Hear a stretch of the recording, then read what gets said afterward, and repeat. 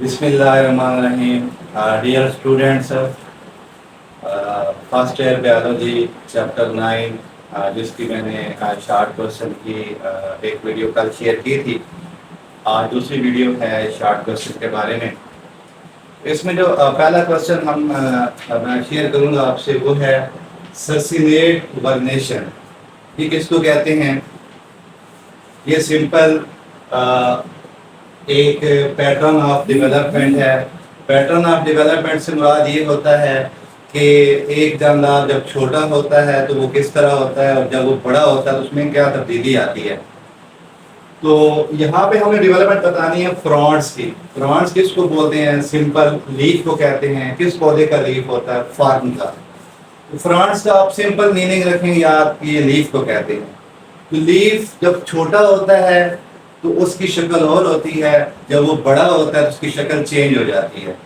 तो ये है पैटर्न ऑफ डेवलपमेंट।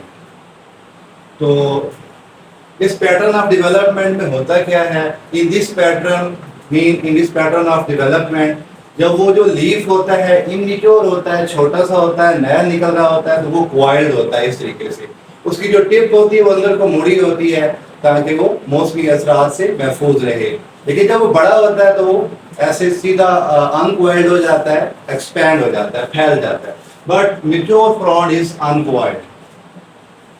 ये जो पैटर्न ऑफ डेवलपमेंट है ये एक खास कैरेक्टर है, खास खूबी है। किस क्लास की? क्लास PDCD की। नेक्स्ट क्वेश्चन है रेटिकुलेट विनेशन। रेटिकुलेट विनेशन किसको बोलते हैं? जो पत्ता होता है उस पत्ते में ढेर सारी वेन्स होती हैं। वो वेन्स आपस में कनेक्ट होती हैं। जब कनेक्ट होती हैं तो एक जाल बनता है। जाल के लिए हम वर्ड यहाँ पे यूज करेंगे नेटवर्क। और जो अंदर लाइनें होती हैं वो बेसिकली वेन्स और वेनलेट है। ये पत्ता है, ये पत्ते की डंडी होती है। बाकी जो सारा ये जो चौड़ा सा हिस्सा है पत्ते का, इसको लेमना कहते हैं। तो इस लेमना के अंदर वेन्स और जो वेनलेट होती हैं वो एक नेटवर्क की शक्ल में होती है। उस नेटवर्क को क्या बोलते हैं? रेटिकुलेट विनेशन। नेक्स्ट क्वेश्चन है पैराफाइसिस। ये किसको कहते हैं? ये स्टीराइल हेयर है। स्टीराइल का वर्ड हम यूज करते हैं ऐसे पॉट के लिए जो नॉन रिप्रोडक्टिव होता है, जो रिप्रोडक्शन में हिस्सा नहीं लेता, और ये हेयर लाइक स्ट्रक्चर होता है। और ये किसको प्रोटेक्ट करता है? एंथ्रीडिया को और आर्चिगोनिया को। तो ये सिंपल सा ये हेयर है जो कि आर्चिगोनिया और एंथ्रीडिया, आर्चिगोनिया और एंथ्रीडिया जो है ये रिप्रोडक्टिव पार्ट हैं, जबकि ये जो हेयर हैं जिनको हम पैराफाइसिस कहते हैं ये नॉन रिप्रोडक्टिव पार्ट होते हैं। उसके बाद है प्रोटोनीमा। प्रोटोनीमा किसको बोलते हैं? ये अलगा लाइक स्ट्रक्चर है। अलगा जो है ये अलजी से है। तो अलजी की शक्ल से रिजेम्बलेंस करने वाला जो स्ट्रक्चर होता है उसको हम बोलते हैं प्रोटोनीमा। लेकिन उसमें ये खास बातें होती हैं कि वो मोस के स्पोर से पैदा होता है। मोस के स्पोर से पैदा होता है। स्पोर एक सेल को बोलते हैं और मोस जो है वो प्लांट्स को कहते हैं। तो ये खास किस्म के प्लांट्स हैं जिनके स्पोर से ये प्रोटोनीमा पैदा होता है। और प्रोटोनीमा के ऊपर बड्स बनते हैं, छोटे छोटे उभार बनते हैं प्रोटोनीमा के ऊपर। वो उभार जब ग्रो करते हैं, डेवलप करते हैं तो उससे गेमेटोफाइट बन जाता है। तो यूं जो प्रोटोनीमा है वो शक्ल में कैसा है? अलगा की तरह है। बनता किस चीज से है? स्पोर से बनता है। और बाद में क्या बनाता है? गेमेटोफाइट बनाता है। इसके फ्रेंड्स नेक्स्ट क्वेश्चन इज ओवरटॉपिंग। ओवरटॉपिंग किसको कहते हैं? सिंपल सा ये प्रोसेस है कि इसके अंदर जो है एक स्टेम की दो ब्रांचेस बनती हैं तो उनका जो साइज होता है वो अनइक्वल हो जाता है। ये सिंपल सी डायग्राम देखें। इसके अंदर ये एक ब्रांच है, एक स्टेम है, आगे जाके ये डिवाइड हो जाती है, लेकिन दोनों की जो हाइट है, जो दोनों का साइज है वो इक्वल है। अगर ये साइज अनइक्वल हो जाए तो इसको बोलते हैं overtopping. Unequal development of branches. एक ब्रांच छोटी रह जाए, एक ब्रांच बड़ी हो जाए, एक ब्रांच छोटी रह जाए, तो इसको बोलते हैं ओवरटॉपिंग। उसके बाद ये ओवरटॉपिंग क्यों हो जाती है? It is due to unequal growth rate. एक ब्रांच जो होती है उसकी ग्रोथ का जो रेट होता है वो तेज होता है, दूसरी का जो ग्रोथ रेट होता है वो स्लो होता है। ग्रो करने की जो स्पीड होती है, बड़ा होने का जो रेट होता है, वो एक का ज्यादा होता है और एक का कम होता है। इसके अलावा इसके अंदर जो दूसरा आइडिया है वो ये है, फर्दर मोर मजीद इसमें जो आइडिया वो ये है कि all branches do not grow in same plane. इसका मतलब ये है कि सारी ब्रांचेस एक प्लेन में नहीं होती। ये आप देखिएगा, ये एक ब्रांच थी, ये ऊपर दो ब्रांचेस बन गई, अब ये एक प्लेन में है दोनों, लेकिन जो ये वाली ब्रांच है ये प्लेन में नहीं है, मैंने पीछे बना दी। अगर इसको सीधा कर देंगे तो अभी प्लेन में आ जाएगी। ये ओवरटॉपिंग है। जब ये सीधी हो जाएगी तो उसको बोलते हैं प्लेनेशन। तो नेक्स्ट है planation. It is arrangement of unequal dichotomies. Dichotomies का मतलब है ब्रांचेस। वो ब्रांचेस जो अनइक्वल हैं, पहले वो एक प्लेन में नहीं थी, अब वो एक प्लेन में आ गई हैं। तो एक प्लेन में ब्रांचेस का आ जाना ये प्लेनेशन है।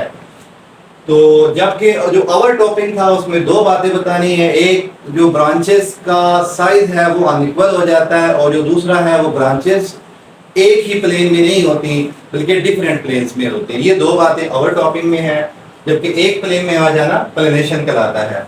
उसके बाद सिंपल फैक्ट बेस्ड क्वेश्चन है, living and extinct representative plants of Psilopsida. Psilopsida के अंदर जो ऐसे प्लांट्स जो अभी मौजूद हैं वो लिविंग है, जो थे लेकिन अब खत्म हो चुके हैं वो एक्सटिंक्ट हैं। जो लिविंग जनर है वो कौन से वाले हैं? वो है सीलोटम, इसमें पी साइलेंट है सीलोटम, और ये है टी मैसी टेरेस, इसमें पी साइलेंट है, इसको टी मैसी टेरेस पी साइलेंट है इसके अंदर। ये दो लिविंग जनर हैं। और जो एक्सटिंक्ट मेंबर्स हैं उसमें पहला जो है वो है सीलोफाइटन, और जो दूसरा है वो हार्नियोफाइटन। इसके बाद जो नेक्स्ट क्वेश्चन है वो है sub division of bryophytes. Bryophytes की तीन सब डिवीजन है। एक है हिपैटिकोप्साइडा, इसको लिवर वर्ट भी कहते हैं, लिवर का मतलब, और हिपैटिक भी लिवर को कहते हैं, और लिवर का सिंपल मतलब क्या होता है? कलेजा। तो ये जो प्लांट होता है ये लिवर शेप में होता है, तभी इसको बोलते हैं लिवर वर्ट्स भी कहते हैं। ब्रायोफाइट्स के तीन सब डिवीजन हैं। तीनों में जो सबसे सादा पौधे हैं वो हिपैटिकोप्साइडा के होते हैं। ये सिंपलेस्ट ऑफ ऑल है। इसकी मिसाल है इन पौधों की मार्केंसिया। उसके बाद है ब्रायोप्सिडा, दूसरी सब डिवीजन है, इसको मोसिस भी कहते हैं इस सब डिवीजन को। इसकी जो एग्जांपल है वो फ्यूनेरिया है। और जो तीसरा ग्रुप सब डिवीजन है वो है एंथोसिरोप्साइडा, इसको हॉर्नवर्ट्स भी कहते हैं। हॉर्नवर्ट्स इसलिए कहते हैं क्योंकि इस ग्रुप के जो स्पोरोफाइट होते हैं वो हॉर्न शेप होते हैं, जैसे एनिमल के हॉर्न सींग होते हैं, इस तरह का ये ग्रुप होता है, स्पोरोफाइट होता है। और इसकी जो एग्जांपल है वो है। नेक्स्ट क्वेश्चन जो है वो है पार्ट्स ऑफ फ्लावर्स। सिंपल सा क्वेश्चन है। फ्लावर के मेन पार्ट में लिखे हैं, एक पेडिसल है, ये फूल की डंडी को बोलते हैं। इस डंडी पर फूल लगा होता है उसको पेडिसल कहते हैं, फ्लावर स्टॉक में फूल की डंडी। दूसरा है जी थैलमस। तो थैलमस है, इसको बोलते हैं रिसेप्टिव पार्ट। ये फूल के जो चार तरह की पेटल्स होती हैं, जो चार तरह की पत्तियां होती हैं, उनको कैरी करता है, रिसीव करता है, इसलिए इसको रिसेप्टिव पार्ट थैलमस कहते हैं। और जो तीसरा फूल का हिस्सा है वो फ्लोरल लीव्स हैं। चार तरह के लीव्स होते हैं, एक सेपल है, एक पेटल है, स्टेमन और कार्पल। तो सबसे बाहर वाला है ये सेपल है, उसके अंदर पेटल है, फिर उसके अंदर स्टेमन है, फिर उसके अंदर कार्पल है। ये चार पार्ट हैं। जो बाहर वाले हैं ये एक और ये दूसरा, इन दो पार्ट्स को हम बोलते हैं नॉन एसेंशियल या नॉन रिप्रोडक्टिव पार्ट्स, क्योंकि ये रिप्रोडक्शन में हिस्सा नहीं लेते। और जो तीसरा पार्ट है ये वाला और ये वाला, स्टेमन और कार्पल, इनको हम कहते हैं एसेंशियल पार्ट या रिप्रोडक्टिव पार्ट। तो इस तरह फ्लोरल लीव्स चार होती हैं और उनके दो ग्रुप्स हैं, दो क्लासेस हैं। एक है नॉन एसेंशियल या नॉन रिप्रोडक्टिव पार्ट, वो सेपल्स और पेटल हैं। इट मीन ये है कि ये रिप्रोडक्शन में हिस्सा नहीं लेते। और दूसरा है एसेंशियल या रिप्रोडक्टिव पार्ट्स, जो रिप्रोडक्शन में हिस्सा लेते हैं और फूल के लिए जरूरी होते हैं, वो है स्टेमन और कार्पल। उसके बाद जर्नल कैरेक्टर्स ऑफ ट्रैकियोफाइट्स। ट्रैकियोफाइट्स बोलते हैं उन पौधों को जिनमें जाइलम और फ्लोएम होता है। जाइलम और फ्लोएम को इकट्ठा क्या बोलते हैं? Vascular tissue. तो इन पौधों में वैस्कुलर टिश्यूज होते हैं, इसलिए इन्हें क्या बोलते हैं, वैस्कुलर प्लांट्स कहते हैं। इन पौधों के अंदर रूट्स भी होती हैं, स्टेम भी होती हैं और लीव्स भी होते हैं। ये हमारे आसपास जो बड़े पौधे हैं उनको हम ट्रैकियोफाइट्स कहते हैं। जैसे जामुन का पौधा है, मैंगो का पौधा है, ये जो पौधे हैं, खजूर का पौधा है, ये जो है पौधे, ये ट्रैकियोफाइट्स हैं। इनके अंदर जो है ना अल्टरनेशन ऑफ जनरेशन क्या होती है, स्पोरोफाइट से गमेटोफाइट बनना, गमेटोफाइट से स्पोरोफाइट बनना, ये अल्टरनेशन ऑफ जनरेशन है और ये हेटेरोमॉर्फिक होती है। इसका मतलब ये है कि जो स्पोरोफाइट है वो गमेटोफाइट से डिफरेंट होती है। किस लिहाज से, हम एक ही हवाला दे लेते हैं, स्पोरोफाइट डिप्लॉइड होती है और गमेटोफाइट हैप्लॉइड होती है। तो इस तरह स्पोरोफाइट गमेटोफाइट से डिफरेंट होती है और ये आपस में क्या कहलाएंगे, heteromorphic. Hetero mean different, morph mean shape में और कैरेक्टर में। उसके बाद जो आखिरी पॉइंट है इसका ट्रैकियोफाइट के कैरेक्टर का, क्योंकि इनकी जो स्पोरेंजिया होती है वो मेगास्पोरेंजिया, जिसको ओव्यूल भी कहते हैं, वो प्रोटेक्टेड होता है। नतीजे में वो बुनियाद बना किसके बनने की, सीड के बनने की, सीड की एवोल्यूशन मीन सीड के बनने की बुनियाद बना। कौन, स्पोरेंजिया विद इंडिगोमेंट, मतलब प्रोटेक्टेड स्पोरेंजिया।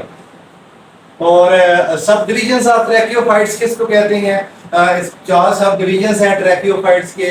एक है सिलोपसाइडा, दूसरा है स्फिनोप्साइडा और तीसरी है लाइकोप्सिडा और चौथी जो है वो है पेरिटोरोप्सिडा।